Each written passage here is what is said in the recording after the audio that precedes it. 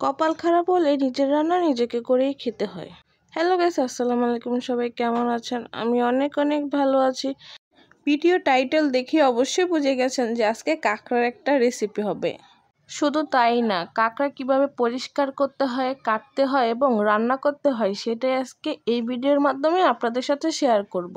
তো চলুন দেরি না করে আমরা কাঁকড়া পরিষ্কার করা শুরু করে দিই। এইখানে আমি 2টা কাঁকড়া নিয়েছি। একটা বাটিতে আধা ঘন্টার জন্য আমি কাঁকড়াগুলো ভিজিয়ে রাখবো, যাতে কাঁকড়ার গায়ের ময়লাগুলো খুব সহজেই পানিতে মিশে। কাঁকড়া বেশিরভাগই মাটিতে থাকে, তাই এদের গায়ে মাটিটা একটু বেশি থাকে।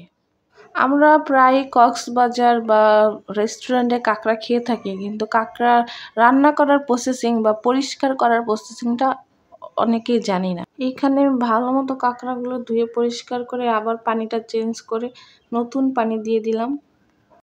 এখন এই কাঁকড়াগুলোকে একটা ব্রাশের সাহায্যে আমি পরিষ্কার করে নেব। আপনি হাতে করলেও এটার গায়ের ময়লাটা যাবে না, কারণ এটার গায়ে ময়লাটা অনেক দিন লেগে থেকে প্রায় শক্ত হয়ে যায়, তাই ব্রাশের মাধ্যমে এটার গায়ের ময়লাটা তোলা সম্ভব।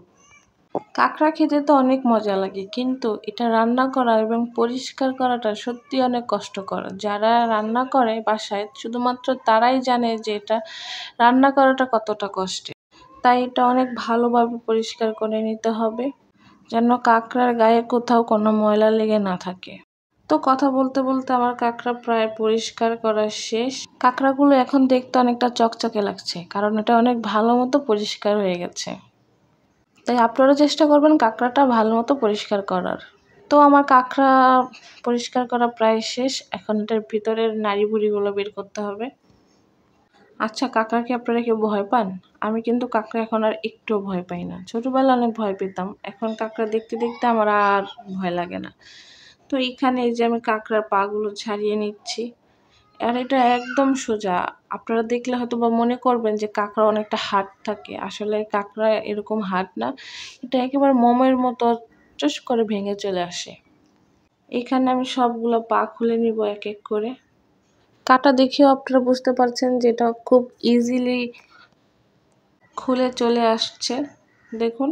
আর এই যে কালো কালো যেগুলো দেখতেছেন, এগুলো হচ্ছে মাছেরই মতো কাঁকড়ারও ফুলকা, মানে এটার মাধ্যমে কাঁকড়া নিঃশ্বাস নেয়।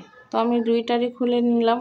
আর এই যে যেটাকে আপনারা মাথার মজক বলে জানেন, আমি ওইটা খাই না, আমার কেমন যেন ঘৃণা লাগে, তাই আমি এটা পুরোটা তুলে ফেলে দিব। তো এই যে এখানে ভালো মতো পরিষ্কার করতে হবে, কোনো কালো অংশ কাঁকড়াতে থাকা যাবে না। সেটা আপনারা আমার পরিষ্কার দেখে বুঝতে পারবেন যে আমি এখানে কোনো কালো অংশ রাখি নাই। অনেকেই মনে করে কাঁকড়াটা হারাম, আসলে এটা হালালও না হারামও না, এটা একটা মাকলুত। আর কাঁকড়া পরিষ্কার করা দেখলে হয়তো বা অনেকের ঘৃণা লাগে, কেউ কাঁকড়া খেতে চায় না।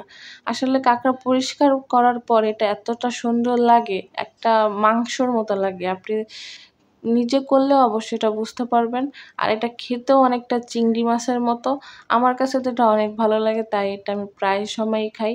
তো এই যে এখানে আমি সবগুলো কাঁকড়া ভেঙে নিয়েছি। আর এই যে কাঁকড়ার বড় পাগুলো একটু ভারী কিছু দিয়ে ভেঙে নেবেন, যাতে এটার ভিতরে মশলাটা ঢুকে। তো এইখানে আমার ভাঙা শেষ, আমি ধুয়ে একেবারে রেডি করে নিয়েছি। এইখানে আমার প্রয়োজন সব মশলা আমি নিয়ে নিয়েছি। পেঁয়াজ কাটা, মরিচ, রসুন কাটা, আদা বাটা, রসুন বাটা, পেঁয়াজ বাটা, হলুদ, মরিচ, লবণ আর গরম মশলা। তো এখানে আমি কাঁকড়ার ভিতরে সব মশলা দিয়ে সরিষার তেল অ্যাড করে দিলাম।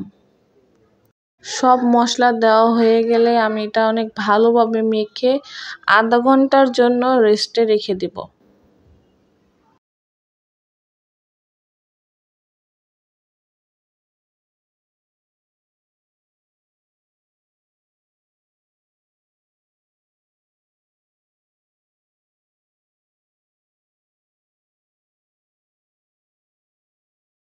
এইখানে আমি এটা আধা ঘন্টার জন্য রেস্টে রেখে দিলাম। এখন একটা কড়াই গরম করে নিব, তার মধ্যে অল্প একটু সরিষার তেল দিয়ে দিব। আর এই যে আধা ঘন্টা রেস্টে রাখার পর আমার কাঁকড়ার কালারটা এরকম এসেছে। তো গরম তেলে আমি পুরো কাঁকড়াটা ছেড়ে দিব। অবশ্যই কাঁকড়াটা কোনো পানি ছাড়া রান্না করার চেষ্টা করবেন। তো এই যে এখানে ভালো মতো আমি নেড়ে চেড়ে নিলাম। ভালো মতো নেড়ে চেড়ে এখানে আমি একটা ঢাকনা দিয়ে ঢেকে দেব। কাঁকড়াতে আমি আলাদাভাবে কোনো পানি অ্যাড করব না, কারণ পানি দিলে আমার কাঁকড়া ভুনাটার ফ্লেভার যে সেটা আসবে না, তাই আমি এটা সম্পূর্ণ পানি ছাড়া রান্না করব। কাঁকড়াটা দেখে ইচ্ছে করছে এখনই খাওয়া শুরু করি, কিন্তু আমার রান্না তো এখনও সম্পূর্ণ হয় নাই। তো এটা আমি আবার ঢেকে দিব। তো যে অনেকক্ষণ পর রান্না করার পর আমার কাঁকড়ার লুকটা এরকম আসছে। তো দেখেই আপনারা বুঝতে পারছেন যে আসলে কাঁকড়াটা কতটা সুন্দর হয়েছে রান্না করা। তো এই যে আমার কাঁকড়ার ফাইনাল লুক কেমন হয়েছে অবশ্যই আপনারা কমেন্ট করে জানাবেন। আর কারা কারা কাঁকড়া খেতে ভালোবাসেন তারা তো অবশ্যই কমেন্ট করবেন। তো আজকের জন্য এইটুকুই। সবাই ভালো থাকবেন। আল্লাহ হাফেজ।